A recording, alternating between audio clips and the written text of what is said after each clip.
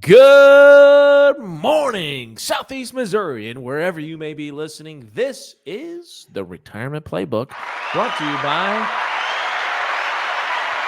The crowd goes, Alspaugh Wealth Management. We are the retirement people, and we're here with you every week. So I can't just say Saturdays anymore, Tony. I It's know. every week we're here with you, and we're happy to be here. And as always, I'm joined by my co-host, Mr. Tony Shore. Hello, Tony. Hello, Brock Alspaugh. Great to be here with you, buddy. I'm excited about the show today. We're going to have a good one. They always say black makes you look a little skinnier. I got a black shirt on today, and I feel like my neck is a little skinny. I don't know. Maybe I'm losing weight. Who knows? I think you are losing weight. Yeah. we won't talk about our appearance in Nashville when we were eating four, 5, 6 meals a day. Yeah. All that good food. The shawarma, they got some shawarma over there. Some late night White Castles. Who knows? Whatever. Anyway, listen. I am really excited. Now, listen. It's a new period. It's a new deal, new show. This is just YouTube, Spotify, wherever you get your podcast, you can listen to us. All right. Or watch us. Yeah. Or watch us on YouTube. Go to Alspaugh Wealth Management. Click YouTube and search for that. It's the Retirement Playbook, and we're going to be with you every week, just like we always have been. Okay. Also, go to our website. It's Alspaugh Wealth Management, ALSPAUGH. wealthmanagement.com. You can check out past shows. You can download our retirement income toolkit. Also, again, continuing the conversation of Roth IRAs. We've got about 2 years here left here, folks, of planning for a little bit higher tax rate.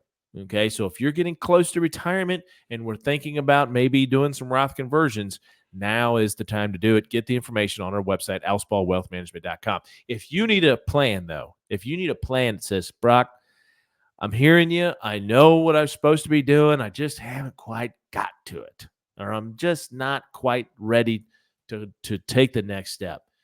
There's no better time than now.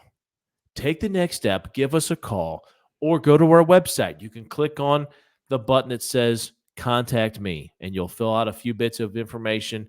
We'll contact you, and we'll set up a consultation, okay? And there's no charge, and there's no obligation. Or you can just give us a phone call. It's 573-332-7855. And there you go, folks. No more excuses. Let's get a plan together. Make sure you can retire on your terms. All right, Tony, I'm super excited about today's show, man. All right, what do you got for us? We're going to talk about, we just talked about, hey, there's no better time than now. We're talking about retiring. What should you do before you retire? Right. I always think about, we call this show the Retirement Playbook. The reason why, folks, is because my family and myself, we're big sports people, right? And so I want to make an analogy here of, there's a lot to be learned from the people that came before us, right? And when it comes to retirement planning and people that have retired in the past, it holds true. I think about something local here in the Southeast Missouri area, Tony. I think about people that are working at Procter & Gamble, and they have retired from Procter & Gamble in the last, 15, 20 years. They've had a large sum of their money in retirement dollars invested in the Procter & Gamble stock, okay? They've also maybe not aware of or have not taken advantage of special tax rules with net unrealized appreciation, which allows you to take advantage of some of the really highly appreciated stock that you might have and really lower your tax bill. These are all things that, again, we learn from people that have done it before us. It's just like when you were a kid and you were playing sports and you watched people on TV, maybe it was the professional football or college football, and you went out and guess what? You tried to emulate those people, right? Who doesn't want to be that good? Who doesn't want to be a professional? Right. And so, retirement planning is no different. We can learn from people that have come before us and have done it before. Okay. Yeah. All right. So we're going to reference a little article here. AARP put one out titled 6 Things I Wish Someone Had Told Me Before I Retired. Has some great details and insights. And of course, I'll throw my thoughts in there and and Tony, you will as well. But it's pretty common for people to borrow money from their 401ks when they're still a decade or two away. And you hear about it all the time, Tony, when it comes to people and their retirement plan. Well, I can borrow from it. And yes, that is true. And look, in one aspect, it is your money. And if you are in dire straits, if you've got a really bad financial situation, I guess if that's the last thing you can do, then you just have to do it, right? I get it. And that's why they put this provision in there for most 401ks. Not all 401ks, by the way, you can borrow against, okay?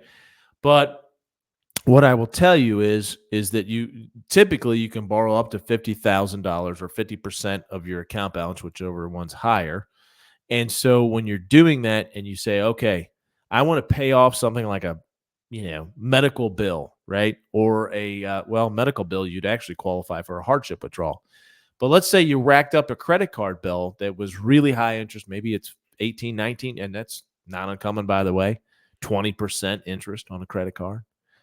So you take out $10,000 to pay off that credit card, okay?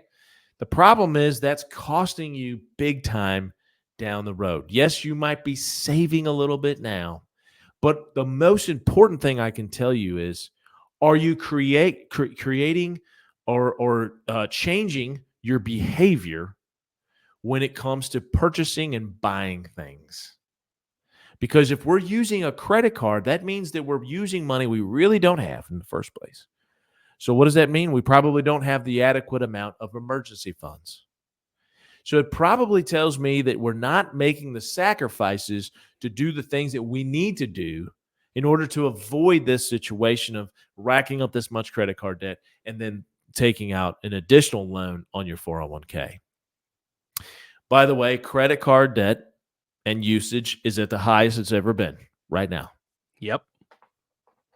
So, and credit card interest rates that they're charging you are at the highest they've ever been. They really are. Some are over 30%. So, look, you got to do what you got to do. I understand that. But you're doing this because you've made bad decisions in some cases. Now, I get it. Sure. I get it. In some cases, it's been a tragic time. Something tragic happened. That's a totally separate situation than someone that has been just kind of irresponsible and built up a bunch of credit card debt, went through their savings account if they even have one, and then they borrow money out of their 401k. It is long-term disastrous when it comes to your financial health to be able to retire when you want to retire, how you want to retire, and where you want to retire. Yeah, because retirement accounts like 401ks are for retirement. And I know you've said on past shows, Brock, don't touch that money until retirement. That's for your retirement. Don't touch it, right? 100%, Tony. Right. Like if we're looking at this from a perspective of, well, I've got an emergency fund. It's basically my 401k because I can borrow against it. That's a horrible idea. Yeah. That's really a horrible idea. So that is a mistake. That's what we're talking about today. Some of the mistakes that people have made in the past, you can learn from. That is a big one. Yeah. In fact, that's the first one. That's why we brought it up first, is because that's probably, Tony, the biggest one. Yeah. Yeah. I mean, obviously, using some of your 401k to pay off credit card debt may seem like a solid move, but if you work with somebody like yourself, a financial professional, before making that decision, you may be able to help our listeners find other options that might be better and not be as costly or derail their retirement plans. And it all starts from the very basics, right? It's like if you see somebody score a touchdown in football, there's a reason why they scored a touchdown. It's because someone did their job. They blocked well. Maybe a receiver went out and made a block. Everybody's doing their job. So when you're talking about, when you have to do something like this, it's going back to the fundamentals of making sure you have a budget. The budget allows for you to save money for an emergency fund. And then it also allows you to save for retirement. That's kind of the order, right? We want to have an emergency fund so we don't have to use credit cards. We want to make sure that we are saving money in a retirement plan, especially in a case where you get a match because you're getting free money. And then ultimately, if you want to save for something a little bit more shorter term or midterm, say 5 to 10 years, then you can open up a brokerage account that's after-tax dollars. And now what you've done with that situation is you've created different buckets of money when it comes to how it's taxed. So that's always a good thing as well. All right, Tony, let's move on to number 2. All right. The second mistake, and this is, again, following this article, and the article actually cites a Transamerica Center for Retirement study, and it says 2 out of more than 5 people with household incomes less than $50,000 aren't putting enough money away for what? Healthcare costs. So the second topic is the mistake that most people regret is, number 1 is maybe they did borrow out of their 401k. Number 2 is not using an HSA. Health Savings Account. That's what it stands for. And it basically allows you, actually, I'm going to back up.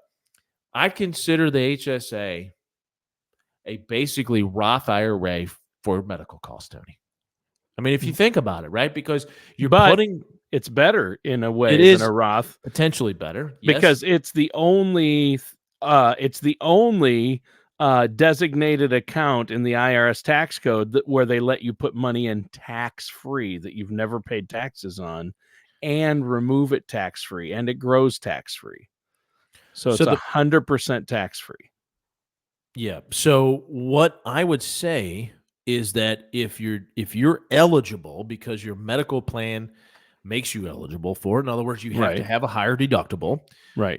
And so if you qualify for an HSA, Health Savings Account, please at least consider using it. So if we go back to kind of our priorities, it's emergency fund, it's retirement, it's HSA. Okay. And then, we're talking about 529 plans and then after tax investing for yourself for maybe something midterm goal wise. That's kind of the order. I mean, look, I don't know if everybody in the financial universe that is considers themselves an expert agrees with that. That's mine. Right. And I think it works. Most people would agree that it would be. And it rolls over. People might say, well, that's just for healthcare costs. But if you load it up during your working years, you can carry it over into retirement and use it for healthcare costs in retirement, and it'll grow in that account tax-free the whole time. Plus, the money you put into it is tax-free. The money you put into a Roth, it grows tax-free, comes out tax-free, but you had to pay taxes on it before it went in. With an HSA, it comes right out of your check. You've never paid taxes on that money, and you won't have to if you use it for the right things, right? Correct. Is that right? So HSA money, when, again, as you mentioned, taking it out tax-free, okay, if you use it for qualified healthcare expenses. Yeah. And we all know that those numbers are huge, right? I mean, those are some pretty big numbers. Even in retirement, even with Medicare, you're going to spend a lot of money out of pocket on healthcare. Exactly. Costs. So to Tony's point, building and compounding these dollars. So you continually contribute to it and you can continue to build up this pot of money. I've had clients retire with $60,000, $70,000, $80,000 in their HSA. And what's great about that is that they can use that for their expenses and associated with retirement when it comes to medical costs. So we should note, however, Tony, that if you're on Medicare, you're no longer permitted to contribute to an HSA. After you reach 65, you may also take withdrawals for non-medical purposes.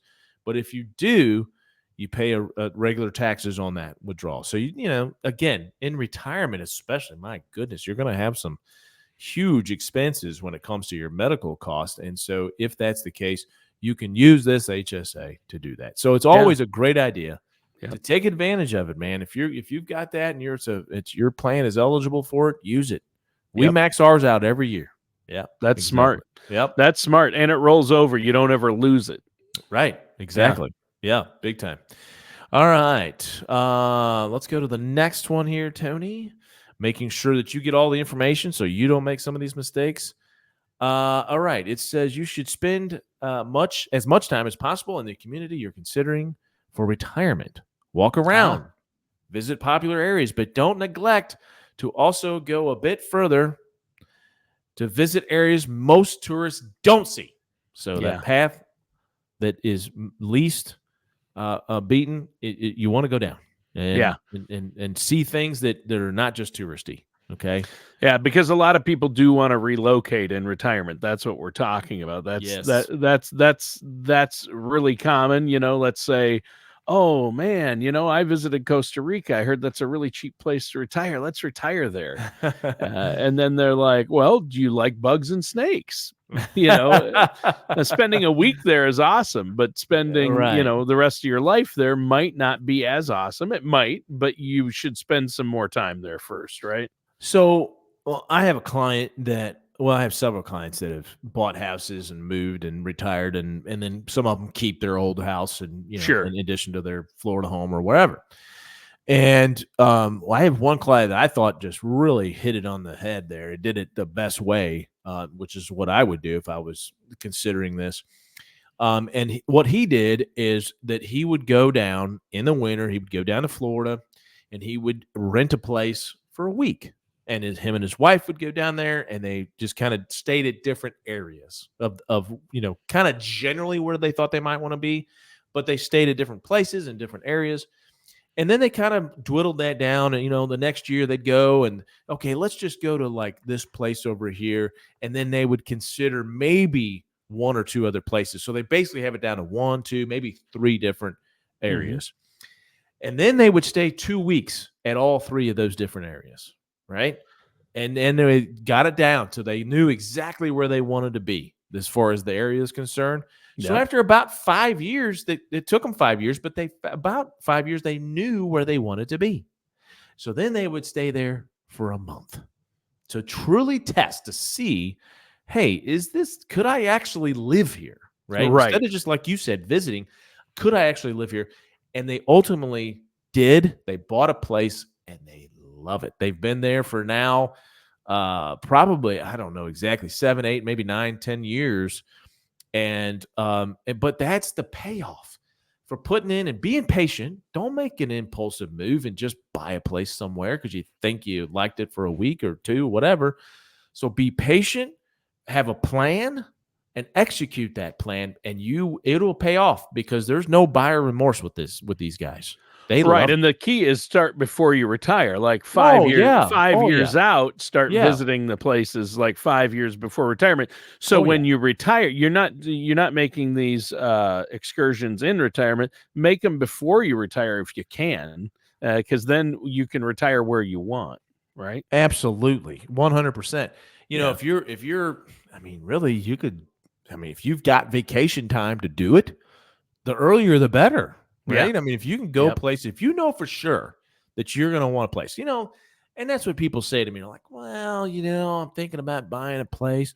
Okay, let's talk about it financially. Let's talk about the what are you going to do? Are you going to rent this house out? Or is it just going to be something you and your spouse are going to take advantage of and use personally and not rent it out? Okay, financially, what is that going to cost? It's not just the cost of the house. It's not just the cost of the insurance and taxes. What if something happens, right? Something breaks down, the roof needs to be replaced.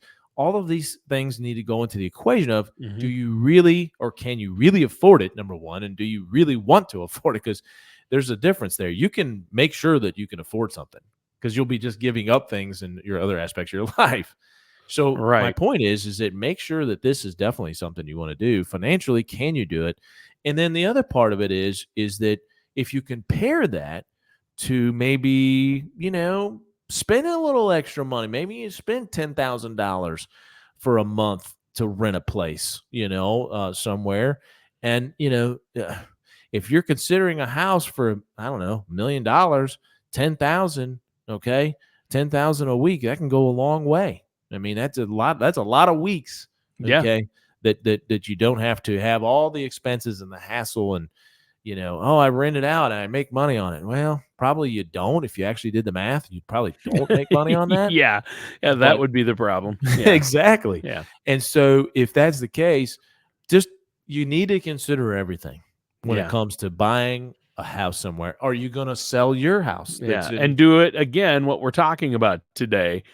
what you need to do before you retire, do this. And, there might be a lot of, if somebody's moving from Missouri to southern Florida, right, to the coast or something, there may be things down there they may have visited on a 1-week vacation, but there may be things about living there they don't know, that they don't have in Missouri, that they'll need to spend money on, that they're not thinking about. They're like, oh, Florida doesn't have state taxes, we're going to move there, we like the climate.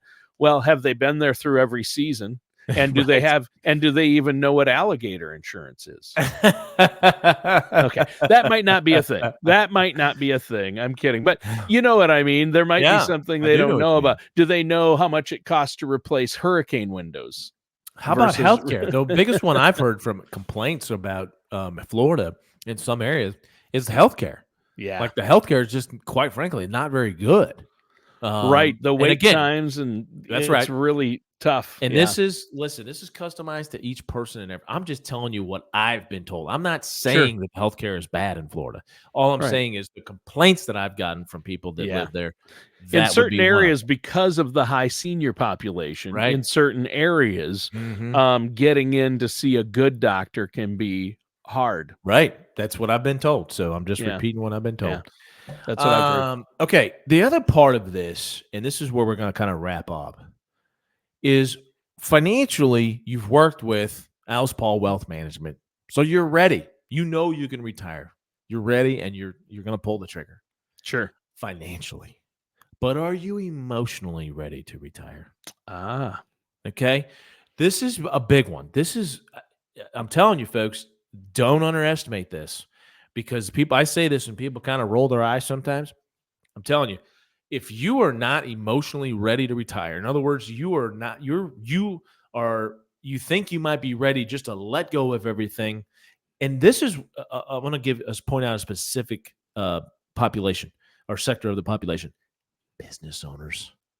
Business owners have a hard time going, okay, I'm going to sell my business. And this is what I worked for all my life. And I knew this was going to be the plan.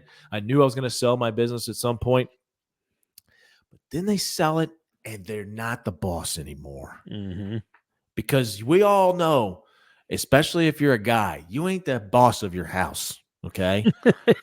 And so what great language I just used. Anyway, so the point is that you're not the one driving. You're not the one driving everything and making sure that everything is done.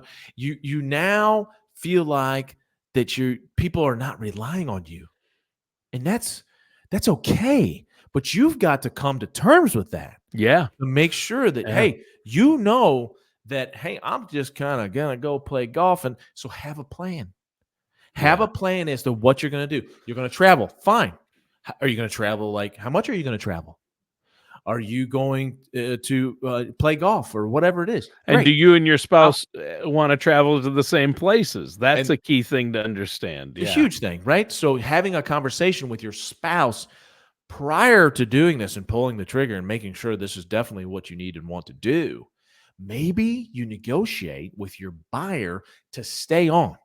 Okay. Maybe you don't sell the whole thing. Maybe you hold on to 10% or 20% of the company, right? In order to have a contribution to something greater than yourself. And that's really what it comes down. And they say the key to longevity and a healthy, happy retirement is actually having a purpose. And some people give up their jobs too soon, and then they no longer have a purpose, whether you're the boss or not. I think what you're saying is leading into something I've heard you say many times before, Brock. You've told me the key to retirement is having a purpose. And that's what my grandfather, who lived to 101, he was active at 101. Right. In fact, he was camping 2 months before he died, my grandfather, at 101 years old. And people always ask him, what's your secret?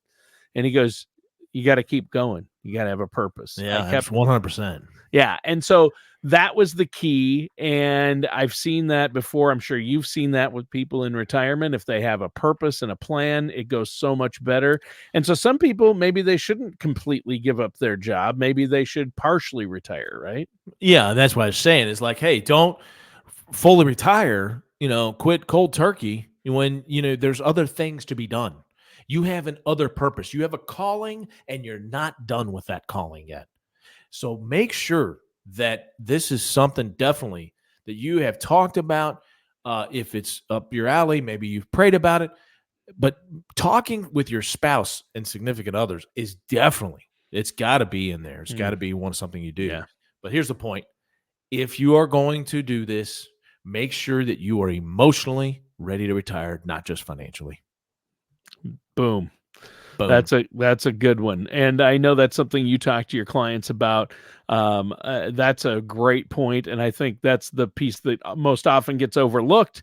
I mean, we can say, hey, you need a financial advisor, somebody like yourself, to get the finances and the financial aspect in order, but you also need that emotional aspect in order. Great point, Brock. Great show today. Let our listeners know how they can get a hold of you, Brock. I know that you're offering a consultation for our listeners out there if they want to get a second opinion on where they're at financially or get that retirement plan in place. Yeah, absolutely. So give us a call at 573-332-7855 or look us up on the web. It's Alspaugh, ALSPAUGH, Wealth Management, all spelled out, .com. So alspaughwealthmanagement.com. Give us a call, folks. All right. Thank you so much, Brock. Great show today. Loved it. And listeners, thanks for tuning in. Thanks for listening. Thanks for watching. That does it for today's episode of the Retirement Playbook with our host, Brock Alspaugh.